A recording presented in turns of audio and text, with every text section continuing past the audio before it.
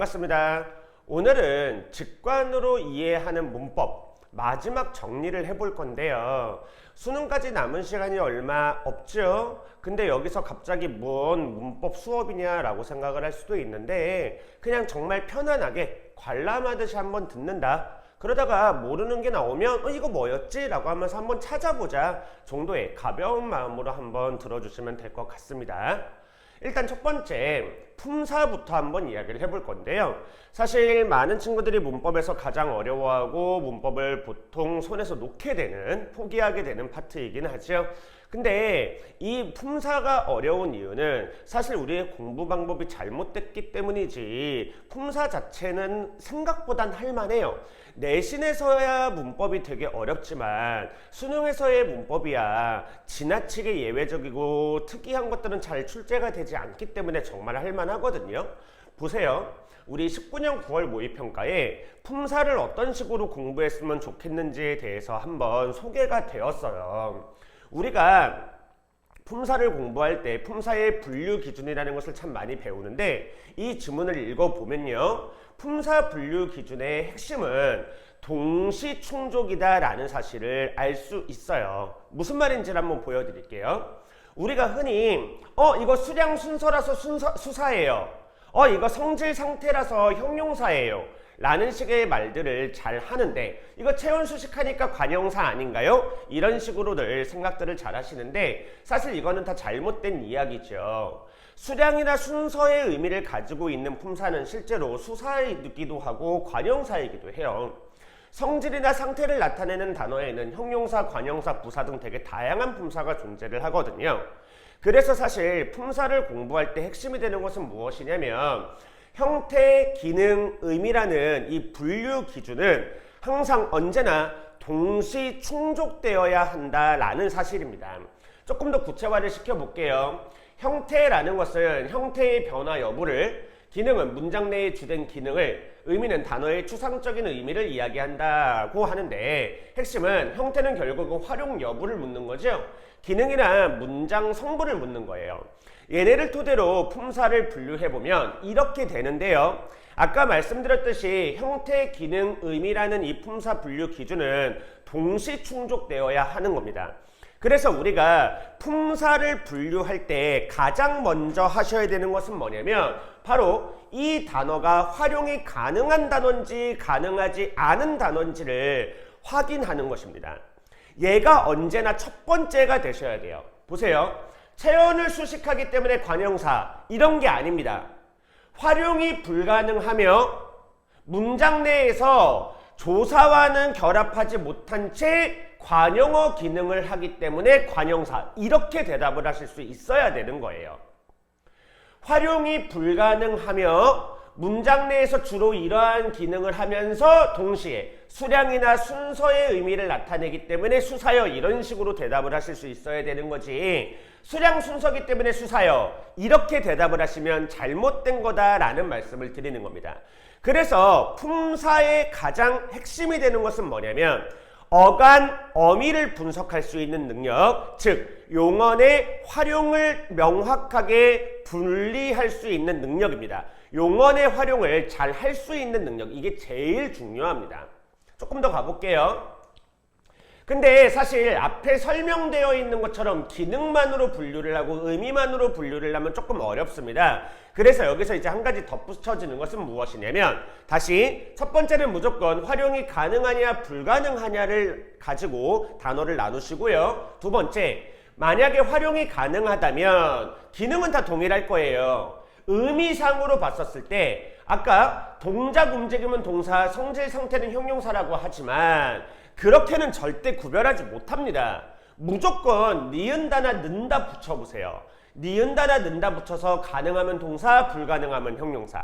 요 근래에는 품사 파트뿐만이 아니라 다른 파트의 문법에서도 동사, 형용사를 구별할 수 있는 능력을 묻는 문제가 많았기 때문에 얘네 반드시 구별할 수 있어야 되거든요. 다시 한번 말씀드릴게요. 의미로 구별하려고 하지 마세요. 활용이 가능하면서 니은다나 는다가 가능하면 동사, 활용이 가능하면서 니은다나 는다가 불가능하면 형용사, 무조건 이렇게 구별하시는 겁니다. 의미로 구별하지 말고 니은다나 는다 꼭 붙여보세요. 활용이 불가능한 말을 다시 기능에 따라서 여러 개로 나눴었는데 앞에서 말한 대로 이러한 기능으로 나누면 사실 체언이라는 것을 원활하게 이해하지 못하죠. 그렇기 때문에 그 부분은 이렇게 생각을 하시는 게 좋습니다. 격조사와 결합이 가능하며 관용어의 수식을 받는 것들이 체언이다. 격조사와 결합이 가능하며 관용어의 수식을 받는 것들이 체언이다. 관용어라는 것은 어떤, 누구의 이런 느낌이 되겠죠. 그 중에서 다시 이렇게 나누어서 명사, 대명사, 수사를 보는 겁니다. 나머지 것도 조금 더 보도록 할까요? 서술어 기능을 한다는 것은 결국 서술성이 있다는 것이고 부사어의 수식을 받는다는 거예요. 우리 관용어나 부사어 같은 경우는요. 격조사와 결합을 할 수 없어요. 그리고 얘는 부사어의 수식을 받아요. 그러니까 활용이 불가능한 말을 보자면 격조사와 결합하면서 관용어의 수식을 받는 건 체언, 격조사와 결합할 수 없고 부사어의 수식을 받는 건 수식언, 이렇게 나눌 수 있죠. 그러면 남은 게 독립어랑 관계언밖에 없어요. 독립어이랑 관계언. 그러면 품사분류 끝이거든요. 이 순서를 반드시 지킨다라고 생각을 해주셔야 돼요. 실제 문제통에서 한번 보여드려 볼게요. 2019년 9월 모의평가인데요. 품사를 구별하래요. 그러면 이제 제일 먼저 해주시는 게 뭐냐면 활용이 가능한 말을 찾는 거예요. 활용이 가능한 말 뭐 있어요? 사진을 보다, 즐겁다, 떠오르다, 이렇게 세 가지가 있죠. 그러면 얘네는 용언이다 라고요. 그러면 다시 얘네 용언이요, 니은다나 는다를 붙여보시라고요. 사진을 본다 되죠? 즐겁는다 안 되죠? 기억이 떠오른다 되죠? 그러니까 얘네는 동사가 되는 것이고요. 안 되는 얘는 형용사가 되는 거예요. 그 다음에 동시에 조사가 찾아지면 되게 좋습니다. 조사를 봤더니 을 있고요. 가 있죠? 그러면 이렇게 조사까지 분리했어요. 그러면 격조사죠. 격조사 앞에 있는 이 사진이나 하나라는 것은 무조건 체언일 것이고요. 하나는 수량을 나타내니까 수사가 될 것이고 사진은 이름이니까 명사가 되겠죠. 그러면 이제 나머지 것들의 품사를 보셔야 되는 건데요. 봐봐. 옛날이라고만 되어 있거든요. 옛날이나 기억 이런 것들은 활용은 안 돼요. 그러니까 이제 나머지 체언이거나 수식언이거나 일 텐데 우리 격조사 가능한가요? 옛날의 사진, 기억의 하나, 이런 식으로 격조사 붙을 수 있죠? 그러면 얘네들은 체언인 거예요. 그러니까 얘네들 다 명사가 되겠죠. 되셨습니까? 이런 식으로 품사 구별하는 겁니다. 다시 동사와 형용사 구별하는 문제 되게 자주 출제되고 있다라고 말씀드렸죠. 태양이 뜬다. 이런 식으로 얘들아 문장으로 만들어 보시는 겁니다. 뜬다 이렇게만 하지 마시고요. 태양이 뜬다 이런 식으로 해보세요. 노래를 부른다. 하늘이 푸른다. 이건 이상하죠?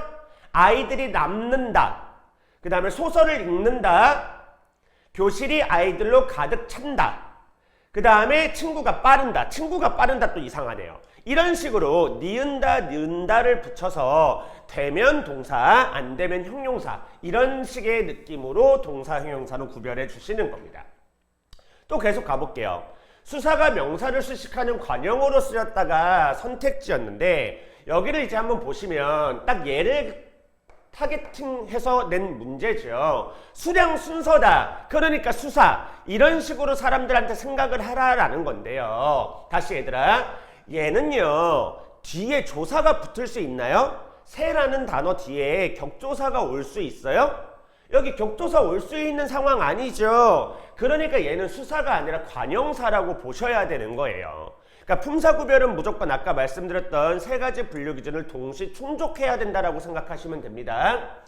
띄어쓰기. 우리 조사랑 의존명사의 띄어쓰기 문제가 참 많이 나오는데 조사랑 의존명사의 띄어쓰기 문제가 많이 나오는 이유는 두 개 중에 형태가 똑같은 단어들이 되게 많기 때문입니다. 그냥 단순히 의존명사랑 조사를 구별할 때 우리가 조사 앞에는 체언이 온다. 의존명사는 관용어의 수식을 받는다. 그러니 앞에 체언이 오는지 관용어가 오는지를 보고 결정을 하면 된다라는 식으로 이야기를 하죠. 우리가 왜 이런 식으로 일반화를 시켰던 거냐면 앞서 말씀드렸던 가변언이냐 불변언이냐 즉 활용이 가능한가의 여부를 먼저 따진 후에 활용이 불가능한 것들에서 다시 뭐 조사가 붙을 수 있느냐, 아니면 뭐 관용어의 수식을 받느냐, 부사어의 수식을 받느냐, 이러한 분류 기준들이 있었잖아요. 근데 얘는 원체 시험 문제 잘 나오다 보니까, 그리고 띄어쓰기에서 되게 문제가 많이 되는 아이다 보니까 그 앞에서 말했던 것들 중에서 여기에 필요한 것들만 일반화를 시켜왔던 거예요. 그리고 지금까지의 수능은 아까 말씀드렸듯이 체연 뒤에 있는 아이는 조사, 이렇게 체연 뒤에 있는 아이는 조사, 얘처럼 관용어 뒤에 있는 아이는 의존명사 라는 것을 되게 명확하게 해서 출제를 해줬었어요. 하지만 사실 너희의 교육 과정에서는요, 이렇게 구별하는 것은 아니거든요. 의존명사랑 조사 중에서는 사실 이렇게 구별을 못하는 아이들도 있고 의미로밖에는 구별을 못하는 아이들도 있어요. 특히 의존명사에서 왜 지라는 거 있죠. 얘가 기간을 나타내면, 기간 뭐 횟수였나 뭐 이런 것들을 나타내면 이제 얘는 의존명사로 사용된다, 이러한 것들이 나오고, 그래서 내신에서는 이러한 것들을 되게 자주 출제를 하는데 수능에서는 아직 이쪽은 출제가 돼본 적이 없긴 하네요. 어쨌든 이런 식으로 품사 구별하는 문제들이 자주 출제가 되니까 다른 거 다 필요 없습니다. 맨 처음에 말씀을 드렸던 품사 분류 기준을 그냥 열심히 따라 달라, 그렇게 기출문제들 연습 한번 해보시면 더 좋을 것 같아요. 얘는 이제 파생 접사와 어미를 구별하는, 그래서 사실 문법의 파트로 보자면 단어의 형성 쪽에서 배우는 개념인데, 파생 접사와 어미를 구별하는 것은 결국 이게 명사냐 아니면 용언이냐라는 것을 구별하는 문제랑 동일합니다. 그래서 이쪽으로 한번 가지고 와봤고요. 우리 얘들아, 명사와 용언을 구별하래요. 그러면 무슨 생각을 하셔야 돼요? 바로 얘는 활용이 가능할 것이고 얘는 활용이 안 된다. 이게 가장 큰 차이여야 돼요. 두 번째 차이는 뭐가 있어요? 얘는 부사어의 수식을 받고 얘는 관용어의 수식을 받는다, 이런 게 있겠죠. 근데 여기서 이제 하나를 좀 더 해드려 보자면, 사실 활용이 가능하다 불가능하다로 파생접사와 어미를 구별할 수는 없고요. 우리 용언이라는 것은 아까 서술어로 기능을 한다라 그랬죠.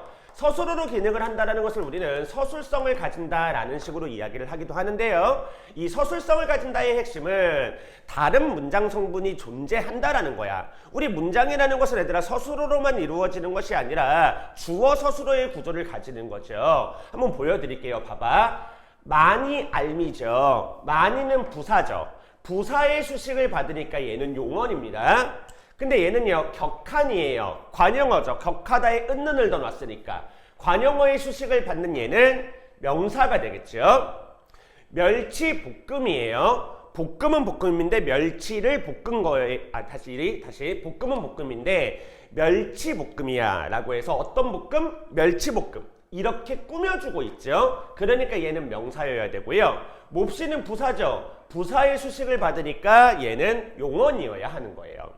다시 관용어의 수식을 받고 있죠. 크다, 은는을던 큰 묶음. 그러니까 얘는 체언이어야 되고 명사여야 되는 거고요. 군무를 추다, 이런 거예요. 얘들아, 무용수들이 군무를 추다, 얘가 서술어로 쓰이고 얘가 목적어, 얘가 주어의 형태가 만들어지죠. 그러면 얘는 용언이어야 된다라는 겁니다. 다시 이웃을 돕다죠. 그러니까 얘는 용언인 거고요. 운전이 밉다, 부사어의 수식을 받죠. 그러니까 얘도 용언이네요. 아이가 울음 섞인 목소리, 사실 이런 게 조금 어렵습니다. 예, 울음이 섞이다. 근데 이렇게 보세요. 울음이 섞인 목소리, 얘는 격조사가 올 수 있죠. 그러니까 얘는 명사라고 보셔야 되는 거고요. 박다에 개 도로 가서 왔죠. 부사어의 수식을 받으니까 얘는 용언, 이렇게 와 주셔야 돼요. 그러니까 결국은 파생접사와 어미를 구별하라는 문제, 그래서 얘를 우리가 단어의 형성에서 배우지만 얘는 결국은 명사와 용언을 구별할 수 있느냐, 품사를 분류할 수 있느냐의 확장 버전의 문제라고 생각을 하시면 간단하죠. 이런 식으로 이제 우리가 품사의 분류를 한번 살펴봤는데 생각보다 할만하죠. 그래서 정리 한번 해보면요, 품사 분류의 핵심은 가변어와 조사를 찾는 데 있습니다. 활용이 가능한 말을 찾는데, 그래서 있잖아, 사실 품사 분류가 많이 어려운 친구들은 뭐를 어려워하는 경우가 많냐면 가변어와 조사를 어려워하는 경우가 많아. 그래서 실제로 최근 수능에서는요, 용언의 활용과 관련된 문제가 정말 많이 출제가 됐거든요. 그게 본질이라고 생각하는 거야. 그걸 힘들어해서 아이들이 문법을 힘들어하는구나 라고 문제를 출제하시는 분들이 생각을 하게 된 거지. 그래서 그쪽 계열의 문제들이 많으니까 반드시 얘들아, 오늘 수업에서는 이야기를 안 하고 있지만 이 용언의 활용을 정말로 잘 아셔야 돼요. 어간, 어미죠. 어간과 어미에 대한 분석이 정말로 잘 이루어지셔야 돼요. 두 번째, 조사에서 최대한 많은 예문을 보세요. 그래서 격조사와 보조사를 좀 구별할 수 있는 능력을 갖추셨으면 좋겠어요. 만약에 내가 품사가 너무 어렵다라고 한다면 오늘 말씀드린 것처럼 내가 저 흐름대로 공부를 했나라는 것을 한번 다시 점검해 보시고요. 내가 저 흐름대로 공부를 했음에도 불구하고 여전히 품사가 어렵다라고 하는 친구들은 이게 잘 안 됐을 가능성이 커요. 다시 한번 말씀드립니다. 최근의 기출문제에서 용언의 활용, 규칙 활용, 불규칙 활용을 포함해서 용언의 활용, 어간, 어미 분류하는 문제들이 정말 많이 출제가 됐었어요. 걔네들을 내가 얼마나 빠르고 정확하게 풀 수 있는지를 한번 확인해 보세요. 내가 걔네들을 푸는데 어려움을 느낀다, 시간이 오래 걸린다라고 한다면 이쪽 파트가 약한 거고, 이쪽 파트가 약하면 품사의 분류 자체가 좀 힘들게 느껴질 수밖에 없거든요. 그래서 얘네들 위주로 공부를 한번 해주신다면, 사실 말을 이렇게 해서 되게 뭔가 어려워 보이지만 이거 한두 시간 정도만 예문 쪽 보다 보면 충분히 깨달아지는 거거든요. 누누이 말하지만 얘들아, 이 문법이라는 것도 결국 우리 모국어의 문법을 배우는 것이라서 직관, 깨달음이라는 파트가 되게 중요해요. 한 번만 용언의 활용이 무엇인지를 깨달아주면 이쪽 파트는 더 이상 어렵지 않을 것이거든요. 그래서 얘에 대한 깨달음을 얻는 데 제일 초점을 한번 좀 더 보시면 좋을 것 같고요. 아까 말씀드렸듯이 관용어의 수식을 받느냐, 부사어의 수식을 받느냐, 격조사와 결합을 할 수 있느냐 없느냐라는 것이 품사를 구별하는 데 있어서 매우 중요한 요소가 될 겁니다. 아까 말씀을 드렸던 이제 최근의 수능들이죠. 최근엔 이러한 문제들이 참 많이 나와요. 이게 아마 밑줄이 어딘가 있었을 텐데 내 기억이 안 나는데, 즐거우셨길이었을까요? 얘가 얘들아 기본형이 뭐예요? 즐겁다죠. 즐겁다에 뭐가 온 거예요? 의시가 왔고 어시 왔고 기가 왔고 여기에 조사를이 온 거죠. 그러니까 이 분석이 자연스럽게 되셔야 된다는 거야. 흐르다 같은 경우는요, 활용을 해보면 흐르에 어가 오면 흐르어가 아니라 흘러처럼 활용을 하게 되고요. 푸르다 같은 경우는 푸르에 어가 오면 푸르러처럼 활용을 하게 되죠. 그러니까 원래는 흐르어, 푸르어로 써야 되는데 흘러처럼 쓰고 푸르러처럼 써서 둘 다 불규칙 활용에 해당하는데 불규칙 활용의 종류가 또 다르게 나타나죠. 그러니까 이거를 이제 원활하게 할 수 있는 연습입니다. 얘는 개념적인 측면 아니에요. 개념 말고요. 충분한 문제, 충분한 예문을 통해서 보시면 되고, 다시 한번 말씀드리지만 수능 얼마 안 남았는데 이거 언제 해요가 아니에요. 이거 1시간 정도만 보시면 되거든요. 그래서 이쪽이 만약에 어렵다면 1시간 정도만 예문을 충분히 좀 봐주시기를 꼭 당부드릴게요. 이렇게 해서 이제 첫 번째 품사의 분류 한번 정리를 해봤고요. 두 번째는 문장의 성분과 짜임을 한번 살펴볼 거예요. 사실 문장의 성분과 짜임은 직관으로 이해하기에 가장 좋은 파트라고 생각을 하시면 됩니다. 17년 9월 모의평가에서 이 문장이라는 것도 결국은 직접 구성 요소 성분으로 나누어야 된다는 이야기가 한번 나와요. 결국 문장 성분의 핵심은 뭐냐? 주어랑 서술어를 찾는 것에 있다라는 것을 밝혀줬던 지문이거든요. 한번 가볼게요, 얘들아. 우리가 육하원칙 많이 배웠죠. 누가 언제 어디에서 무엇을 어떻게 왜 하나, 이런 것들이 사실 문장 성분의 가장 기본 골격이라고 생각을 하시면 됩니다. 일단 문장 성분이 이렇게 7개가 있다는 것은 알고 계실 거고요. 뭐 이러한 의미들 당연히 기억하셔야 됩니다. 예. 그리고 얘네들은 이 서술어가 어떻게 만들어지는지를 소개한 거죠. 뭐 이런 식으로 되어 있는데, 이걸 문법으로 보자면 서술어라는 것은 형용사나 동사나 체언 플러스 서술격 조사를 통해서 만들어진다. 주어라는 것은 체언에다가 주격 조사, 목적어라는 것은 체언에다가 목적격 조사, 가장 기본적인 형태를 한번 써놔 본 겁니다. 이것 정도만 알고 있다면, 사실 어떠한 의미인가 정도만 문장 성분을 알고 있다면 나머지는 문맥으로 파악하는 겁니다. 근데 여기서 이제 우리 한 가지 유의하셔야 되는 건 문장 성분 자리에는 우리가 보통 처음에는 단어만을 배우지만 문장 성분 자리에는 구나 절이 올 수도 있어요. 근데 우리가 현재 교육 과정에서 구라는 개념을 잘 배우지 않죠. 그러니까 문장 성분 자리에는 단어가 올 수도 있지만 절이 올 수도 있다. 이거 하나 정도만 좀 기억을 해주시면 문장의 성분, 문장의 짜임이 사실 한 번에 다 끝날 수 있습니다. 한번 보여드려 볼게요. 별거 없어요. 이게 주어 서술어, 주어부 서술부 나누라 라는 건데요. 지희는 목소리가 곱다예요. 지희는 목소리가 곱다예요. 예, 이 문장 크게 두 개로 찍으면 여기서 쪼개지겠죠? 소포가 도착했다고 들었다. 소포가에서 끊어요? 아니면 도착했다고 해서 끊어요? 예, 여기서 끊어져야 되는 거죠. 동수가 미애에게 선물을 준 거죠. 기부자임이 밝혀진 것이고요. 이 말이 명언인 거죠. 그러니까 문장을 얘들아 문법으로 접근하는 것이 아니라 이렇게 의미로 접근을 하는 것이 바람직하다라는 것을 이미 이렇게 오래전부터 수능은 이야기를 해왔습니다. 일단 이 주어부 서술부를 나눌 수 있는 이 능력이 이 문장 성분에서는 되게 핵심이 될 것이고요. 이 능력이 커지면 항상 말씀드리죠. 예, 이게 바로 다 독해로 연결이 될 겁니다. 이런 식의 문제가 출제되기도 했어요. 얘는 조금 더 문법적인 개념을 니네들이 이해하고 있느냐를 묻는 것인데 격조서와 결합해서 목적으로 쓰인다. 이런 거. 일단 빵은 동생이 간식으로 제일 좋아한다라고 했을 때 얘가 목적어가 맞는지도 보셔야 될 것이고요. 두 번째, 얘가 지금 격조사와 결합했다라고 했는데 얘는 격조사가 아니라 보조사랑 결합을 하고 있는 형태인 거죠. 뭐 이런 식으로도 해요. 부사가 관형사를 수식하는 부사어로 쓰였다라고 되어 있는데 첫 번째는 얘가 부사어로 쓰인 것이 맞는지를 확인해 보시면 될 것이고요. 그 다음에 품사로서 부사 관형사가 맞는지를 확인해 보는 형태. 되셨습니까? 이런 식으로 이제 직관적으로 니네들이 먼저 이해를 하시고 그것을 이제 다시 개념화 시킬 수 있는지를 묻는 문제들이 출제가 되고 있다는 거 한번 보실 수 있죠.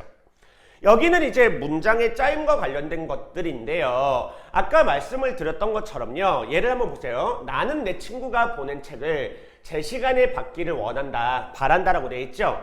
다시 전체 문장에 주어 잡으세요. 나는 바란다예요. 뭐를 바래요? 받기를 바래요. 이렇게 되는 거죠. 됐어요? 근데 다시 가보세요. 정확하게는 받기를 바란다라기보다가 내 친구가 보낸 책을 제 시간에 봤다. 이렇게 되는 거죠. 나는 땡땡을 바란다예요. 그 땡땡에 해당하는 게 내 친구가 보낸 책을 제 시간에 받기. 이렇게 되는 거죠. 사실은 이 안에 것도 한번 볼까요? 얘가 서술어다. 이렇게 본다면 제 시간에 봤죠. 책을. 근데 이 책이 어떤 책이냐라고 한다면요. 내 친구가 보낸 책이에요. 이렇게 얘가 다시 한번 책을 꾸며주는 형태인 거죠. 그러니까 지금 내가 절이라는 것을 이렇게 보여드리고 있는 건데 안긴 문장이라는 것을 분석을 해본 건데 얘도 개념적인 접근보다는 이렇게 문맥적인 의미로서의 접근이 우선시 돼야 된다. 계속해서 말씀을 드립니다. 문법이라는 것은 우리 모국어의 문법이라는 것은 직관이라는 영역에서부터 출발을 하셔야지 얘를 생판 모르는 다른 언어 대하듯이 개념에서부터 출발을 하면 시간만 오래 걸리고 공부만 어려울 뿐이에요. 나는 테니스 배우기가 재미있다고 친구에게 말했다라고 했죠. 나는 친구에게 말했다예요. 주어, 부사어, 서술어겠죠. 어떻게 말했어요? 테니스 배우기가 재밌다고 친구에게 말을 한 거죠. 이렇게 하나의 절이 되는 겁니다. 그러니까 이런 식으로 계속해서 뭔가 의미에서부터 출발하여 가장 커다란 개념에서부터 점점 작은 범위로 의미를 이렇게 파악해 나가는 과정. 그게 문장 성분에서 반드시 필요한 직관이거든요. 그러니까 그동안 여러분이 만약에 열심히 이쪽 파트에서 개념을 외웠다면 사실 문장 파트는 개념은 별거 없고 다 이렇게 적용이니까 이렇게 의미로 자꾸 파악하는 연습. 그래서 얘는요 막 연필을 들 필요도 없고 진짜 멀리서 우리 문장 독해하듯이 그렇게 한번 연습을 좀 해주셨으면 좋겠다라는 것이 나의 바람입니다. 다음 거 한번 볼게요. 예, 이런 식으로 해서 이제 필수 성분을 묻는 문제도 나오는데 다시 한번 문장 성분의 핵심은 주어랑 서술어라고 말씀을 드렸잖아요. 그러니까 서술어의 자릿수를 묻는 건 서술어의 중요성에 대해서 이야기를 하는 것이다 라고 보시면 돼요. 지형이 땡땡에 유리하다. 이렇게 두 자리 서술어. 부사어를 필수 성분으로 요구하는 두 자리 서술어가 되겠죠. 속해요. 광물이 땡땡에 속하다. 염여요. 옷깃을 염이다. 이렇게 되겠죠. 되셨습니까? 그러니까 다 똑같이 두 자리 서술어인데 필수적으로 요구하는 성분들은 좀 다르죠. 이런 식으로 우리 항상 문장이라는 것은 주어, 서술어를 찾는 것에서부터 출발한다라는 거, 그 연습을 반복적으로 해주시면 될 것 같고요. 이러면 이제 문장 성분의 종류, 문장의 짜임을 다 해드린 거예요. 내가 이렇게 철저히 직관으로만 말씀을 드렸지만 사실은 문장의 짜임에서 뭐까지는 기억하시는 게 좋냐면 우리 안긴 문장에서 관형절, 명사절, 부사절 이런 것들 했었을 때 얘네들 표지어들이 있었죠. 표지가 되는 말들이 있었죠. 명사형 전성어미 음기, 관형사형 전성어미 은는 을던, 부사형 전성어미 개, 도록, 아서, 드시라든지 부사 접사, 부사형 접사 이라든지 이러한 것들은 개념적으로는 기억을 해 주시는 게 바람직합니다. 그럼 이제 세 번째 형태소와 단어를 한번 살펴볼 건데요. 일단 첫 번째 형태소를 한번 먼저 살펴볼게요. 형태소에 대해서 설명을 해줬던 지문은 없어서 얘는 바로 개념을 한번 보여드렸는데 일단 우리 형태소의 종류에는 실질 형태소와 형식 형태소, 자립 형태소와 의존 형태소가 있다라는 것은 아셔야 되고요. 여기서 우리가 신경 써서 보셔야 되는 것은 사실 얘네다라고 생각하시면 됩니다. 그러니까 보세요. 조사나 어미 같은 경우 조사, 어미, 어감 같은 개념은 앞에서 배웠죠. 근데 접사라는 개념이 지금 새롭게 등장을 하는 것이거든요. 그러니까 우리가 여기서 접사라는 개념을 정확하게 공부해야 되겠구나라는 거 하나는 아셔야 되고요. 그 다음에 두 번째, 형식 형태소와 의존 형태소의 관계를 보셔야 됩니다.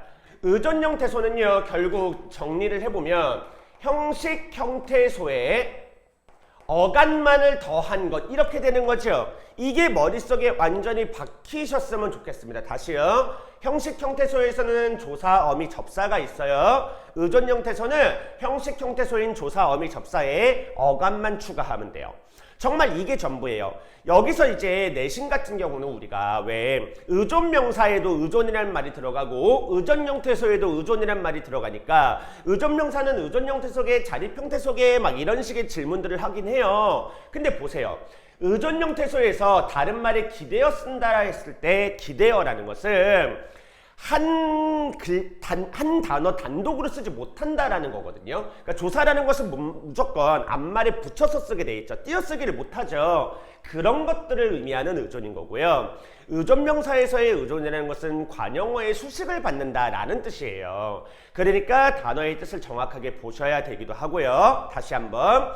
다른 거에 현혹되지 말고 형식 형태소에는 조사, 어미, 접사가 있다라는 것, 의존 형태소는 형식 형태소에다 어간을 더하면 된다라는 것, 이거를 그냥 명확하게 기억해 주시면 됩니다.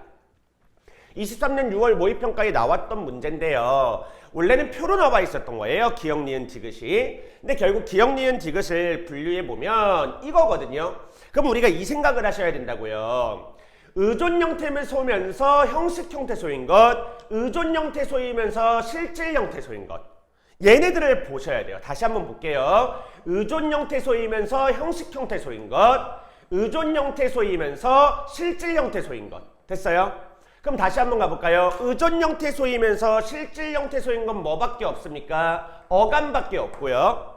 의존 형태소이면서 형식 형태소인 것은 조사, 어미, 접사에 해당하겠죠. 그러니까 이게 일단 1차 머릿속에 완벽하게 박히셔야 된다라는 겁니다. 두 번째, 우리 여기서는 문제가 훨씬 쉽게 출제가 되었는데 혹시 몰라서 형태소 분석의 순서 한 번만 설명을 드려보면 얘들아, 형태소 분석의 일단 순서는 이렇게 띄어쓰기 단위를 파악하는 거고요. 여기서 단어를 분리해내는 건데 왜 우리 문장의 각 단어는 띄어쓰지만 조사만은 앞말에 붙여서 쓴다라고 했잖아. 그러니까 조사를 찾으세요. 조사 뭐 있어요? 이런 게 조사죠. 그러니까 여기서 형태소 분석이 다시 한번 이루어질 수 있는 거고요. 얘는 조사니까 의존 형태소면서 형식 형태소에 해당하겠네요. 그 다음에 이제 뭐 찾느냐면 가변어 찾으세요. 활용이 가능한 말 찾으라고 말씀을 드리는 겁니다. 활용이 가능한 말 얘네들이 있죠. 그리고 얘네들을 어간과 어미로 분석하시는 겁니다. 그러니까 여기도 결국은 아까 품사에서 말씀을 드렸던 용언의 분석이 원활해야지만 쉽게 갈 수 있는 파트예요. 이런 식으로 분석을 한 다음에 이제 마지막으로 뭐 하는 거냐면 모든 단어를 다 쪼개보는 거예요. 여기서 어근에 해당하는 것, 접사에 해당하는 걸 찾아보라는 건데 그 말은 좀 어렵다면 그냥 우리 쪼개보세요. 맛을 쪼개보세요. 바람 쪼개보세요. 맞서다가 라는 것은 맞다, 서다, 가 이렇게 나누는 거죠. 다 쪼개보시는 거예요. 드디어 쪼개보세요. 쪼개지다. 찾아내다 같은 경우는 찾아내가 어간인데 찾아내는 찾다와 내와 어로 다시 또 쪼개지겠죠. 얘 분석해 보시면 돼요. 그러면 모든 형태소를 찾을 수 있는 거고요. 그 중에서 여기에 해당하는 것들만 기역, 니은, 디귿으로 문제를 푸시면 되겠죠. 근데 이렇게까지 문제를 내면 어렵기 때문에 그냥 몇 개만 가지고 문제를 출제해 준 겁니다. 이러면 이제 형태소와 관련된 공부는 저거 위주로 해주시면 되고, 근데 이제 형태소와 관련된 공부를 했을 때 결국 마지막은 단어의 형성과 관련이 된 것이거든요. 그래서 이제 단어의 형성을 공부해 주셔야 되는데, 복합어에 대해서 소개가 요 근래에 되게 자주 됐었어요. 그리고 수능에서는 계속해서 이 복합어를 공부하는 데 있어서 포인트로 삼는 것은 직접 구성 요소이다라고 이야기를 해줍니다. 우리 아까 문장에서도 직접 구성 요소 이야기했었죠. 그래서 우리가 문장 성분이나 문장의 짜임을 공부할 때 결국은 문맥적인 의미를 파악하는 것에 초점을 두어라 라고 말씀을 드렸는데요. 여기도 동일합니다. 기본적으로 수능에서는요, 단어의 형성 파트를 공부하실 때도요, 단어의 의미에서부터 접근을 하기를 원합니다. 반대로 이야기를 하자면 단어의 형성을 굳이 배우는 이유가 단어의 의미를 파악하기 위해서이기 때문에 공부를 하실 때도 문법적으로 뭐 어근, 접사, 얘네를 먼저 하는 것이 아니라 직접 구성 요소를 한번 먼저 파악해봐라. 그것을 포인트로 삼거든요. 이게 무슨 말이냐 한번 보세요. 직접 구성 요소라는 것은 처음에 이 단어를 딱 두 개로만 쪼개봐라 라는 겁니다. 딱 두 개로 쪼개면 볶음은 볶음인데 새우볶음이겠죠? 싸움은 싸움인데 집안 싸움일 것이고요. 가라, 뭐를, 논밭을 갈 거야. 놀인데 탈춤놀이, 이런 식으로. 사실 이렇게 하니까 안 어렵네 라고 싶을 수 있는데, 살얼음이라는 것은 살 플러스 얼음이야 아니면 살얼 플러스 음이야 라고 했을 때 이게 직접 구성 성분을 나눌 때 고려할 요소라고들 이야기를 해요. 살얼다가 없으니까 살 플러스 얼음이다. 벽돌집은 벽돌 플러스 집으로 나누는 것, 그 다음에 벽 플러스 돌집으로 나누는 것, 어떤 게 더 의미가 통하냐라고 했을 때 벽돌 플러스 집으로 나누는 게 의미가 더 통하죠. 이렇게 이야기를 하는데, 예문을 하나만 더 보여드릴게. 항상 예시로 들어드리는 게 단팥죽이에요. 우리 단팥죽은 단 플러스 팥죽일까요? 아니면 단팥 플러스 죽일까요? 그러니까 이거는 정말로 의미를 생각하는 게 맞아요. 단팥죽이라는 것은요, 팥죽을 끓인 다음에 설탕을 넣는 형태예요. 그렇기 때문에 팥죽은 팥죽인데 단 팥죽 이렇게 되거든요. 그래서 여기서 직접 구성 요소가 끊어집니다. 단팥빵이라는 것은 한 단어는 아닙니다만, 만약에 단팥빵이 한 단어란다면 단팥빵은 팥빵을 만든 다음에 설탕, 이 느낌이 아니죠. 팥빵은 팥빵인데 단팥빵이라기보다는 단팥을 넣은 빵이라는 느낌이 조금 더 강하지 않을까? 그러면 걔는 만약에 직접 구성 요소로 나눈다면 단팥 플러스 빵으로 나눠야 될 것 같은 그 느낌이에요. 그러니까 직접 구성 요소에 대해서 수능이 집착하는 것은 이 단어의 의미를 봐라라는 것이고요. 다시 이렇게 직접 구성 요소로 나눈 다음에는 다시 모든 단어를 또 쪼개보라는 건데요. 야, 볶음이라는 것은 우리 어떤 느낌이 있어요? 볶다의 음이 온 느낌이 있죠. 싸움이라는 것은 어때요? 싸우다의 미음이 온 형태인 거겠죠? 갈이라는 것은 갈다의 이가 온 거죠. 놀다라는 것은 놀의 이가 온 거죠.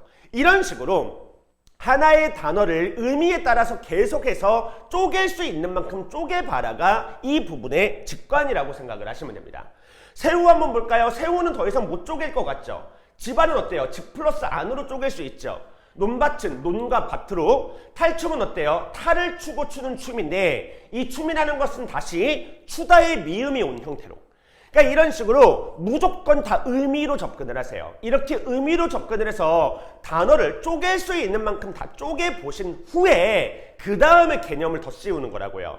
어근이니 접사니 이런 개념을. 맨 처음부터 어근 접사에서 시작하지 마시고 항상 의미에서 출발을 하세요. 그래서 최근에 올해 이제 모평이었죠. 아예 이렇게 좀 어렵게 나와요. 용금. 일단 직접 구성 요소를 먼저 묻습니다. 이렇게. 봄날, 망치질 이런 식으로 직접 구성 요소를 먼저 묻죠. 놀이방, 단맛 이렇게 직접 구성 요소를 계속해서 물어요. 꽃, 고무신 이렇게.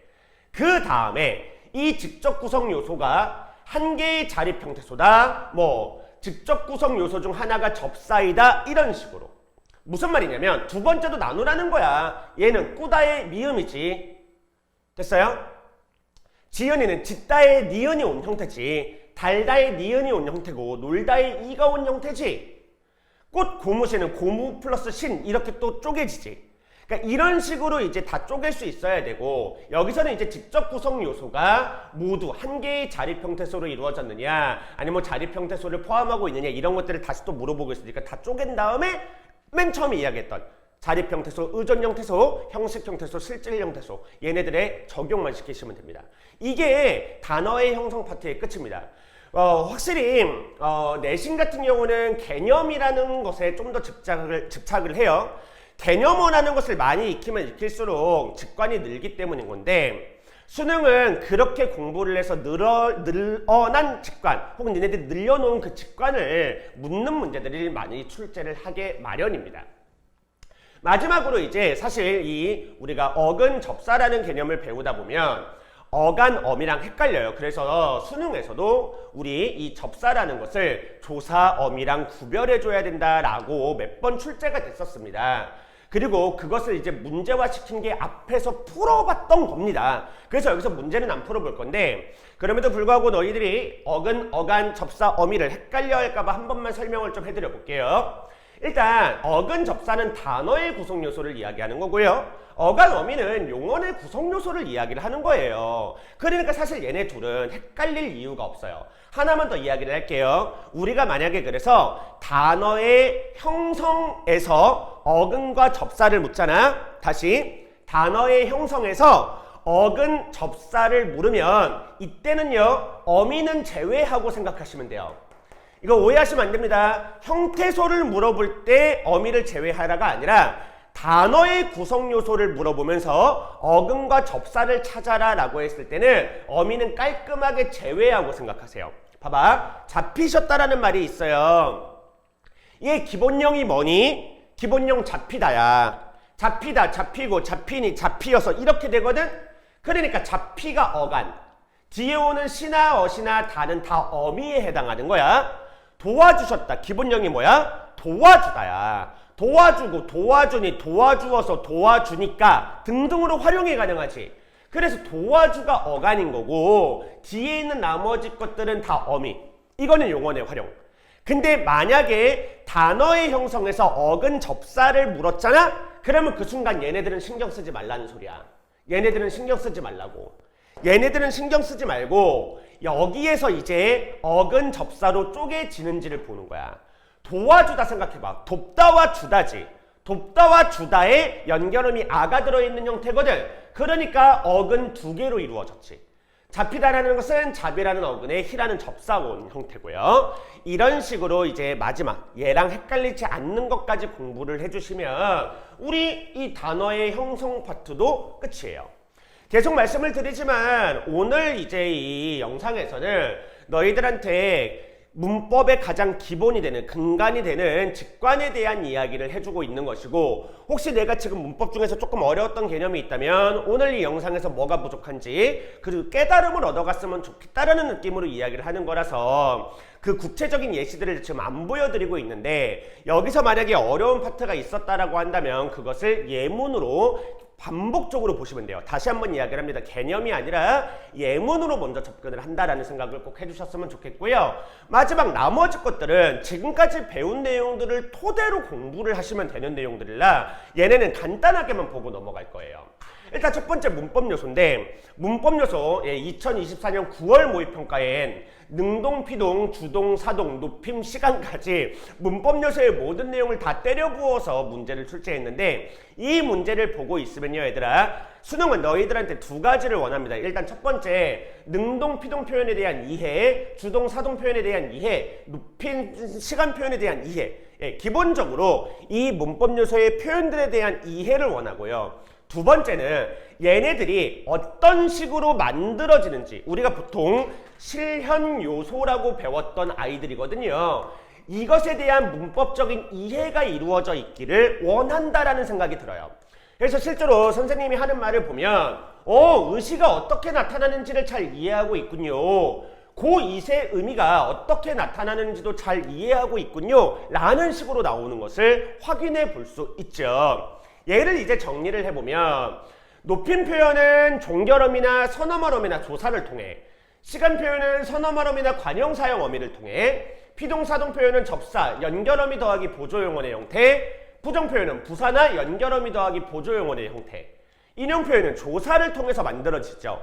그러니까 얘네들에 대한 개념은 앞에 1, 2, 3에서 배운 것들이거든요. 이 개념을 여기에 녹여낼 수 있느냐를 자꾸 묻고 싶어 하는 것 같아요. 의문의 변동 같은 경우는 의문의 변동은 정말로 그냥 순수히 니네들이 이 발음을 할 수 있느냐를 묻는 것 같거든요. 그래서 기본적으로 교체 탈락 첨가 축약이 무엇인지 그냥 이해하셔야 될 것 같아요. 제일 이제 딱 보시면 문제를 보자마자 이 생각이 들 정도로 연습을 하셔야 돼요. 버들리피라고 했으니까 얘랑 비교해서 보시면서요. 니은이 첨가됐을 것이고 니은이 리을로 변했을 것이고 피읍은 비읍으로 변했겠구나. 시옷은 디귿이 됐을 것이고 여기 니은이 첨가됐을 것이고 니은의 영역으로 디귿이 니은이 되었겠구나. 이렇게 보일 정도까지 연습을 해주시면 좋은데 그러기 위해서는 일단 무엇이 있는지에 대한 건 먼저 학습이 이루어지셔야 되고요. 여기서 이제 우리가 헷갈리는 것들이 사실은 받침의 발음이에요. 실제로 그래서 니네 수능 기출을 보시면 받침의 발음을 모아서 해놓은 것들이 있어요. 이 음절의 끝소리 규칙과 자음근 단순화와 의문의 변동에 해당하지는 않지만 연음이라는 게 있죠. 얘네들을 좀 같이 엮어서 공부를 하시면 조금 더 수월할 수 있는 여지가 있거든요. 얘는 오늘은 이제 수업은 안 할 거고 더 이상 이야기는 안 할 거고 그냥 얘네들이 있다 그리고 반복적으로 저기서 찾는 연습을 한다 이런 느낌. 마지막으로 중세문법인데 사실 중세문법은 문제 유형이 크게 두 가지입니다. 하나는 중세 시절의 문법에 대해서 그냥 묻는 문제. 그래서 너네들이 자주 봤을 문제가 왜 주격조사의 형태가 되게 다양했다. 관용격조사의 형태가 되게 다양했다. 그 환경에 따라서 쓰이는 형태가 다르니 이 환경에서는 그러면 어떠한 단어를 써야 되느냐 이런 문제 많이 보신 적 있죠. 또 우리 중세문법 같은 경우는요 이어적기랑 팔종성법을 기본으로 깔고 가거든요. 그래서 이어적기랑 팔종성법에 대한 기본적인 이해는 되셔야 됩니다. 이 지금까지 설명드렸던 이 두 가지 파트는 중세문법 자체에 대한 공부라고 한다면 최근에는 이런 문제가 점점 더 많아지는 것 같아요. 체형과 조사가 결합하여 이루어진 부속 성분이 있는 것을 고르라고 되어 있는데 사실 이런 문제가 나오면 웬만하면 얘를 보시면 되죠. 물론 기출문제 중에서는 지문을 준 다음에 지문이 이랬기 때문에 해석만으로는 풀 수 없는 문제가 출제된 적이 있긴 해요. 근데 그거는 지문을 줬기 때문인 것이고요. 이렇게 지문이 없이 문제가 출제됐을 때는 현대어풀이만 보시면 돼요. 체연의 조사가 결합한 걸 볼까요? 이 중에 부속 성분 있나요? 체연의 조사가 결합한 거 찾아볼까요? 이 중에 부속 성분 있나요? 체연의 조사가 결합한 거요? 부속 성분이요. 이런 식으로. 끝이거든요. A, B, C. 끝이에요. 그러니까 고전 문법 같은 경우도 중세 문법 같은 경우도 중세 문법 자체를 문제로 출제하지 않는 한은 우리가 앞에 1, 2, 3번에서 배웠던 내용이 전부입니다. 그 내용을 위주로 공부를 해주신다면 사실 그렇게 어렵지 않게 문제 풀 수 있지 않을까라고 나는 생각을 하고 있어요. 정리를 한번 해보겠습니다. 오늘 간단하게 이 문법에 대해서 쭉 한번 보여드렸는데 뒤로 갈수록 뭔가 양이 빈약해요. 예, 뒤에 내용들은 뭔가 이렇게 필수적으로 오늘 꼭 알려드리고 싶은 그런 내용들이 많진 않아서, 하지만 1, 2, 3번 같은 경우는 우리 문법의 가장 근간이 되는 내용들을 다루고 있어서 걔네들만 좀 자세히 설명을 해드렸고요. 오늘 영상의 핵심은 계속 똑같은 이야기지만 직관입니다. 혹시 내가 지금 아직 깨달음이 좀 부족한 영역이 있어서 그 부분에서 문제를 푸는데 시간이 오래 걸린다, 그 부분의 문제를 좀 잘 틀린다라고 한다면 그 부분에서 깨달음을 얻기 위해서 좀 노력을 한번 해봐라. 그래서 어떤 부분에서 깨달음을 얻어야 되는지에 대해서 설명을 드린 것이 오늘의 핵심입니다. 남은 시간이 이제 얼마 안 남았다라고 해서 그냥 몰라 이러지 마시고, 오늘 본 것 중에서 조금 어려운 게 있다면 다시 한번 이야기할게요. 예문 위주로 보세요. 지금의 수능은 확실히 직관을 최우선시 여기고 이 직관을 개념으로 옮길 수 있느냐를 묻고 있는 것이기 때문에 직관 먼저. 개념은 지금까지 충분히 공부했으니까 그거 마지막으로 꼭 반복해서 우리 수능 지금보다 조금은 더 빠르게 문제 풀 수 있었으면 좋겠습니다.